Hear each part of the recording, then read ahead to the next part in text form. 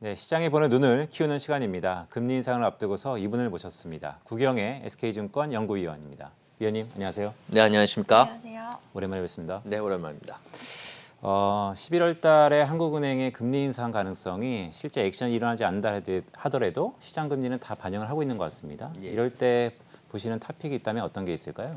네, 은행들의 사실 수익에 중요한 영향을 미치는 순이자 마진은 기준금리 자체보다는 이제 시장 금리에 이제 따라가서 연동하게 되죠. 이미 9월 중순부터 한 달 반 정도 이제 금리가 상승해 있기 때문에 물론 3분기 실적에는 순이자 마진이 반영되지 않았습니다. 7, 8월에 별로 안 좋았기 때문인데요. 근데 이제 4분기부터 좀 반영이 되면 실적도 좋아지고 주가에 좀 반영이 될 거라고 생각하는데요. 저희는 KB금융지주 그리고 JB금융지주를 탑픽으로 가져가고 있습니다. KB금융은 지금 사실 업종 전반적으로 같이 실적이 개선되기 때문에 크게 차별화가 되지 않는 중입니다. 크게 은행주들 간에 차별화가 되지 않을 때는 업종 대표주를 선택하는 것들이 기관들의 투자 전략이기도 하고요. 그리고 실제로 상대적으로 좋은 실적이 나오고도 있어서 저희는 이제 KB금융지주를 이제 업종 전체 탑픽으로 제시하고 있고요. JB금융지주는 이제 업종 내에서는 가장 작은 축에 속하는 그런 지방은행 지주 회사입니다만은 그동안 한 3년 동안 3년 정도 보면은 계속 꾸준히 실적이 좋아졌었고요. 순이자 마진도 한 단계 레벨업이 잡고 여러 가지 비이자 이익도 같이 늘어나면서 이제는 이제 이 주주 환원에 대해서도 굉장히 긍정적인 영향을 그런 생각을 하고 있기 때문에 전반적으로 저희는 작은 은행주들 중에서는 탑픽으로 선정하고 있습니다. 네, 위원님, 사실 은행업을 보는 시선이 좀 바뀌고 있는 것 같습니다. 네. 이제는 은행 산업 전반적으로 성장성으로 아니면 플랫폼 기업으로 인식하는 듯한 모습도 있는데요. 실제 플랫폼 기업들이 우리 은행 산업에 빠르게 침투하고 있는데 예. 그럼 기존에 있었던 우리 은행업들은 이런 플랫폼업과 결부되면서 현재까지의 성적표는 어떤가요? 지금까지는 일단 아직 성적표는 나오지 않은 것이 현실이고요. 다만 주식시장의 선행성을 보시면은요. 카카오뱅크가 상장된 이후에 굉장히 주가 상승폭이 컸었죠. 그래서 이미 주식시장에서는 그 플랫폼의 금융업 진출에 대한 기대감을 이미 선반영하고 있다. 이렇게 저희는 생각을 하고 있는데요. 카카오뱅크는 지금 현재 물론 이제 빨리 남들보다 빠른 시일 내에 BEP에 도달해서 이익을 이미 창출하고 있습니다. 하지만은 현재 밸류에이션으로는 그 카카오뱅크의 가치 그리고 플랫폼 기업들의 금융업 진입한 이후에 10년 후, 20년 후의 가치를 지금 측정할 수 있는 방법은 사실 없어요. 그렇기 때문에 지금 현재 그런 성과를 보기보다는 지금 이익 자체보다는 고객들이 얼마나 빨리 늘어나느냐, 자산들이 얼마나 빨리 늘어나느냐를 보시는 게 좋을 것 같은데요. 다만 최근에 이런 조금 금융당국의 스탠스 변화로 인해서 그리고 가계대출 규제로 인해 가지고 조금 당초의 상장 시점보다는 미래에 대한 성장 속도가 조금 느려졌다 이런 얘기가 나오고는 있는데요. 아주 긴 흐름으로 보면 저는 대세는 플랫폼 기업들의 금융업 진출 쪽이 굉장히 성공할 가능성이 높다 쪽에 한 표를 주고 싶습니다.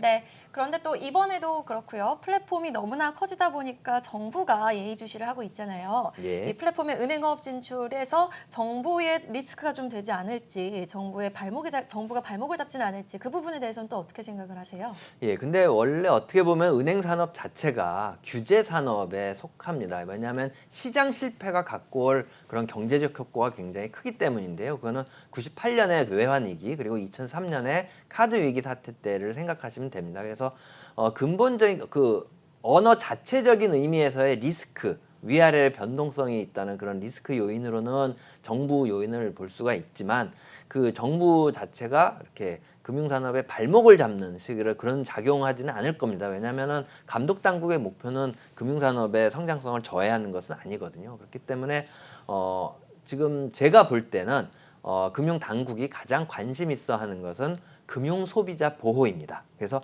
그 부분을 빨리 보완을 한다면은 굉장히 그 전반적으로 장기적으로는 오히려 정부와의 그런 협조 속에 또 바른 성장을 가져갈 수 있지 않을까 저는 그렇게 판단을 하고 있습니다. 네, 근데 아시는 것처럼 플랫폼 기업들이 빠르게 금융산업으로 침투하고 있습니다. 그렇다면 우리가 투자 입장에서 본다면 기존의 금융산업 중에서 어느 부분들이 좀 유망할까요?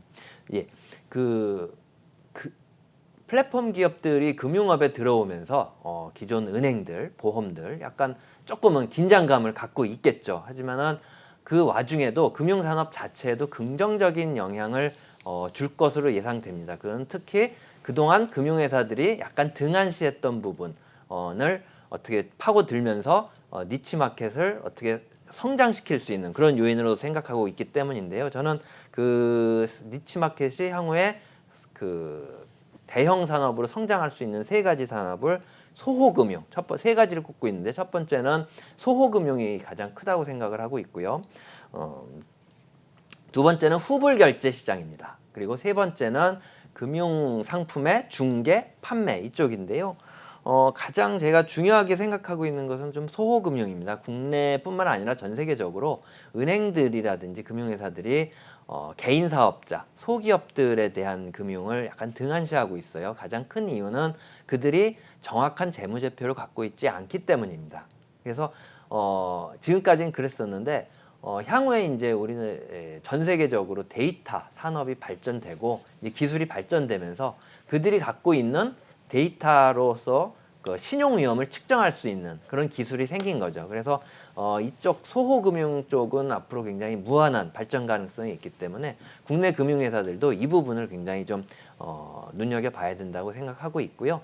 마지막으로 이제 금융상품 중개 쪽은 전 세계적으로 금융업의 수익성을 좀 분할해서 보면은요, 전통적인 금융업보다는 금융업 판매 중개 쪽이 훨씬 더 수익성이 높은 것으로 맥킨지 조사에서도 나오고 있거든요. 그래서 이 부분은 향후에 플랫폼들이 가장 눈여겨서 진출을 할 수 있는 그런 부분이 아닐까 저희는 생각하고 있습니다. 네, 그렇다면 사실 소호금융이라든지 후불결제는 개인화와 빅데이터를 기반으로 한 플랫폼 기업들이 좀 더 두각을 나타낼 수밖에 없다라는 말씀인데 예.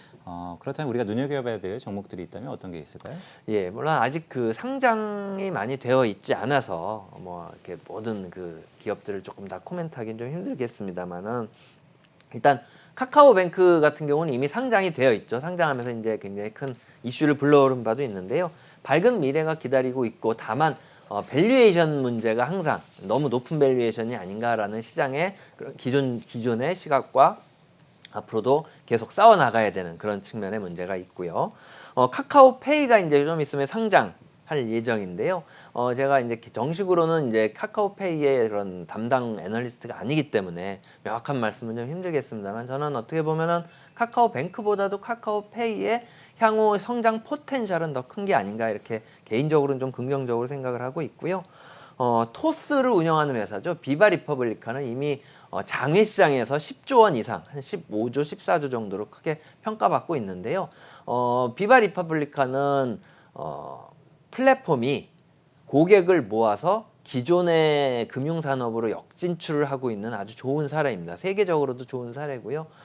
토스의 지금까지의 모습을 봤을 때 굉장히 성공 가능성이 높지 않나 이렇게 저는 개인적으로 판단하고 있어서 기업 가치 측면에서도 굉장히 높게 평가할 수 있다 이렇게 보고 있고요. 마지막으로 네이버 파이낸셜이라는 비상장 회사가 있지 않습니까? 네이버의 지금 현재 그 이커머스 부분의 성장성이 워낙 좋기 때문에 그냥 이대로 가기만 해도 굉장히 어떻게 보면 고성장을 계속하면서 좀 발전할 수 있는 그런 회사라고 생각하고 있는데 글쎄요, 이 회사가 상장을 할지는 솔직히 잘 모르겠습니다. 네, 자 그럼 결과적으로 이 모든 것들을 종합해 보셨을 때 결국에는 궁극적으로 플랫폼 기업이 전통 금융 기업들을 이제 뛰어넘는 시점이 올까요?